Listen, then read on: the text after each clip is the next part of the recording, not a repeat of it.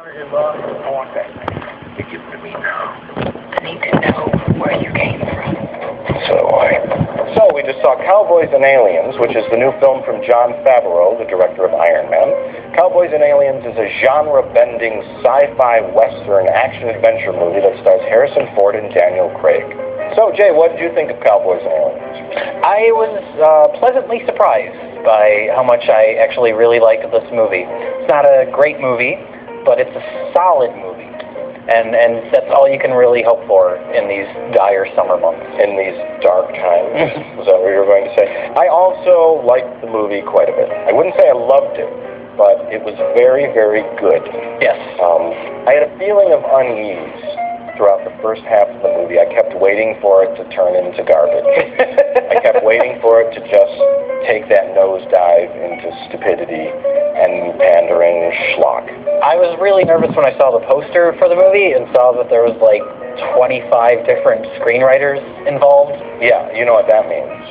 There's an expression for that, right? Yeah, it's too many cocks in the kitchen. Yes, yes. Fortunately, Jon Favreau, as a director, knows how to wrangle all those cocks. Yeah, he's very good at grabbing a whole bunch of different cocks and pulling them all together and saying, wait, isn't it cooks?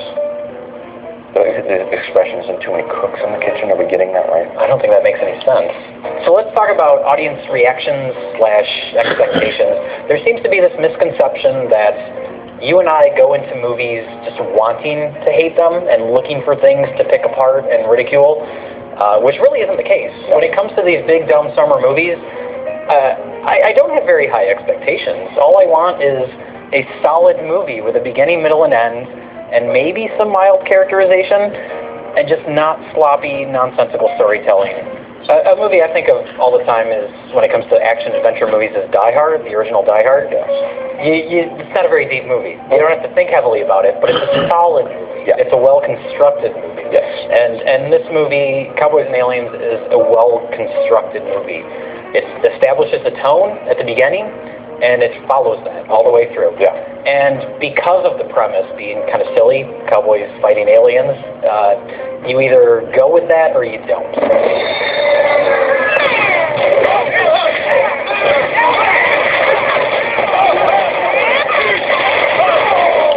There's two ways you could have taken Cowboys and Aliens, and I think that's where some of the problem comes in with the mixed reviews, is you could take this subject, which is exactly what I wanted from this movie. I like when science fiction stays serious.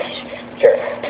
You could take this concept of the what if concept. An alien spaceship landed in the Wild Wild West in the late 1800s, and aliens were doing something, and they ran into a bunch of cowboys. What would happen? Realistically, and I think this movie kind of stays true with that. Yeah. It doesn't get too stupid. No. And it remains kind of realistic. I woke up in the desert. That thing dropped out of the sky. You got a name? I don't know.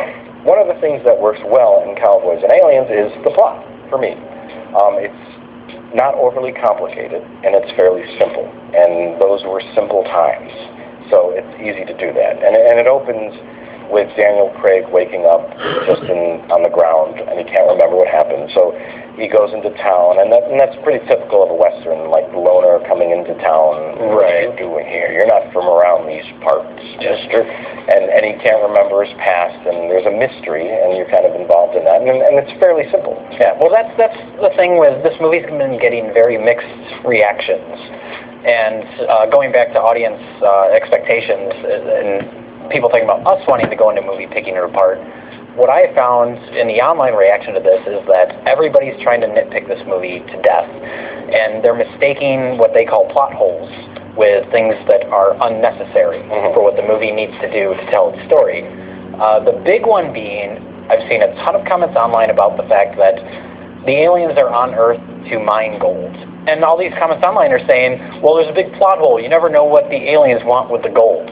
It's like, that is completely irrelevant. That's not a plot hole because it doesn't affect the plot at all. The plot of the movie is a small group of people working together to save their loved ones from a mysterious threat that they know very little about. Right. Knowing what those aliens wanted the gold for would have zero effects on that plot. Yeah. by not giving you certain information, like what the aliens did with the gold when they went back to their home planet, doesn't affect the logic of the movie. Right. The movie is about the group of characters and how they grow and change and learn things. Yeah. Especially Harrison Ford's character, who, you know, he has father issues. Yeah. And that's the nice thing about this movie, is they take a lot of time to set up all these characters. And they pay it off. And they pay off. And everything's paid off. But really, it takes the subject matter completely serious, as if aliens were in the late 1800s, come across a group of cowboys and people in the Wild West. Yeah. And those characters respond to the aliens in the way that they should. Yeah. Not in modern time lingo and reactions and, you know. Yeah. And that's what I like about it. And that's the two different ways you could have taken this movie, was play it completely straight or make it schlock and make it silly. And one of the two would have done okay. Both could have worked, but they played it straight. Yeah. Roland Emmerich, Michael Bay right in the middle. Mm-hmm. And that's where they fail.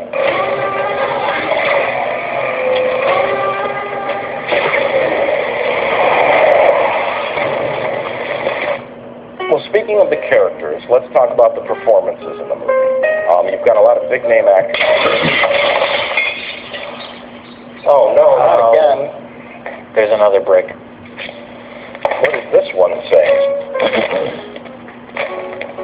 You guys know nothing about comic books, so therefore you shouldn't review comic book movies. Please just stop. Oh, there's a P.S. His name is Red Skull, not Red Skeleton, dumb fucks. What the hell were those things? Why are you asking me? They've got my son, my wife, and he says, what, the only thing that counts. I like the fact that these Old West people are just completely baffled about what's going on. And just the little touches, like Harrison Ford, they show a spaceship, and they don't go, look out, it's their spaceship. He calls it a flying machine. Yeah. Well, Jon Favreau is an actor's director, which I like, going all the way back to Swingers, which he didn't direct, but he was the writer on it and a big part of the creative process. It's a very performance-driven movie, and there's a lot of improv, and that carries all the way over into Iron Man, which is this giant, multi-million-dollar movie, but the performance still have a very sort of improvisational quality to them. Do you remember the part where Jeff Bridges offers him pizza, and then he says, no, you can't have any pizza. No, you can have it.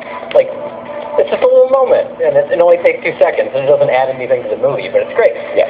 And that carries over into this, where the movie just takes time to slow down and let the performers have their moments to shine. Yeah. And I appreciated that. Have to work together. What happens in the movie is the aliens are stealing gold, which of course is a very old Wild West kind of thing, which I thought was a clever touch. Yeah. But they're sucking the gold out of the ground, and I thought that was neat. Because gold is it's not just a precious element for people that love gold, but it's a rare element, and it has certain properties to it that could be valuable to an alien. Sure. So I thought that was completely plausible and neat, because the gold rush and the Wild West and all that, and I thought that was cool. But Harrison Ford's like, why are they stealing our gold? What, are they going to buy something with it? Yeah. Like he has no idea what's going on. Yeah. And it's the part when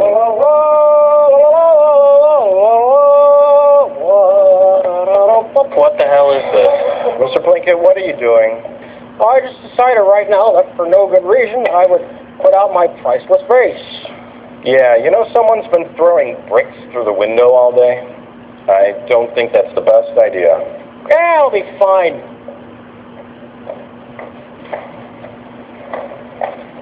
What is up with the stand? It's like the flimsiest stand I've ever seen. It's like he knows that vase is going to break. Yeah, it's like he's expecting it. Anyways, back to the movie. Yeah. So let's talk about special effects, because this is a science fiction movie. It is a blockbuster summer event movie. What did you think about it? I liked that the effects were used sparingly, and the action scenes themselves were used appropriately. Yeah. There wasn't too much of it. It didn't go on too long. Right. It was used just enough to service the story. Yes. And I appreciated that. And Because a special effect without a story is a pretty boring thing. who said that? Walt Whitman. Really? Mhm. Wow.